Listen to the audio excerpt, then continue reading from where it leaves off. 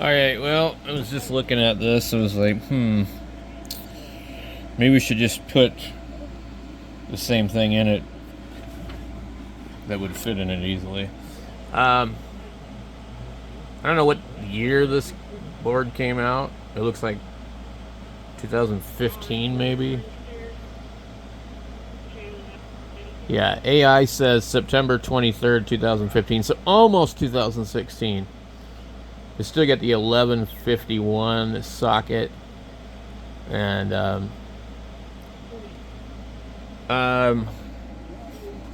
don't know about this guy here. Really, it just drives me nuts trying to get into it. I don't know why they didn't have an extra fan here. It's like and there's stuff all over here, so like I guess somebody was putting the processor in here. It to me doesn't really look like a home built, but I think maybe they changed something. I don't know how this thing came about, to be honest. This stuff was all kind of shoved in here, and there's like a little switch down here. I think it's a reset button. It's got RGB RAM in it. This fan lights up. The problem for me with putting it in this corner over here is I wouldn't even be able to see it. So it defeats the purpose. So, but I do have an actual Asus card that I guess would be about a year older than the board. I mean, it could just pop right in there, but I'm not sure I want to use it. I thought about it. If I could see the side of the case, I'd probably put it over there and run it for a while. We've got M.2 NVMe on it and all that, but like I said, I can't see it in that corner, so there's no reason to really put it there and run it.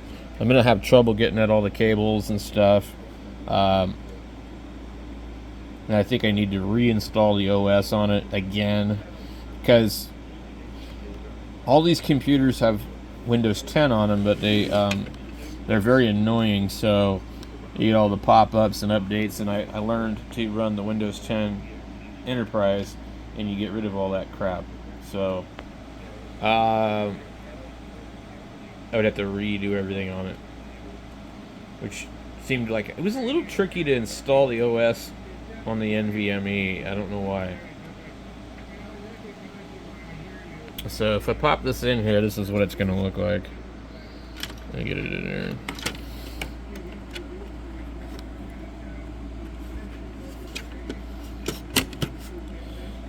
And of course, we're missing the screws. If we come over here, and I think this one would snap right in. Looks like it shouldn't be touching anything. It's just really crowded in here, but I guess that's one way to do it. So let me find some screws and let it go. So anything I think of. Alright, well, we'll put it in there. I just use one screw. Yeah, I think really you only need one. The other screw is kind of there to cover the plate in case, you have the plate in there. We don't have any of that reason to. So I guess I'll put it over here. I'll test it. I'll get it going. Just kind of over there I can get to it. It's smaller. It's kind of out of my way. But over here, it's facing the wrong direction. This is really the computer that needs to be over there. We'll put this card in this one, and then we'll have to decide what goes in here. I'm still on the fence. I was hoping some people would have comments on what I should do with this one. I think this one could be a candidate to just pull out of the case and put a different board in the case. Some mixed reviews on these boards, but I don't know.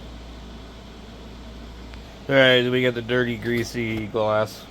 It's not that dirty, but it definitely smudges up pretty easy. So we got that all done.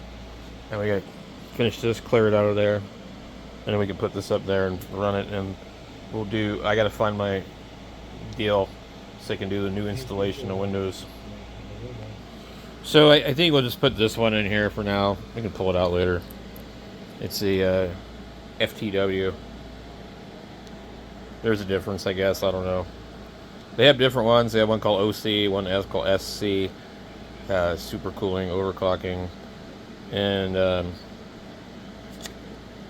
just plug it in. Get it out of my way. Alright. This one's done.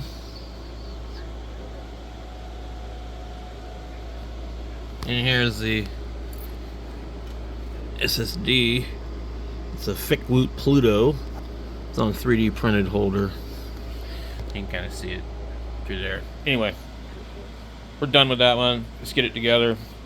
We're also going to need to reinstall Windows on that one too. Maybe even run Linux. Who knows? Alright guys, I'll catch you in the next video on each one of these once I start fiddling with them. I'm glad we finally came to a conclusion. Somebody will now post to my other videos and say, dude, you need to use this one, and it'll be completely the opposite of what I used. So this is the EVGA GTX 750 Ti FTW. And this is the MSI Gaming 5 Z97 board with 16 gigabytes of RAM, an SSD, CD drive, and I don't know what else. 700 watt Cool Max power supply with extra plugs in case I need them. I don't have the plugs, but I can get them. In an Antec case, just real simple, thrift store. Got the i5 4590, not anything special. Anyway, catch y'all later.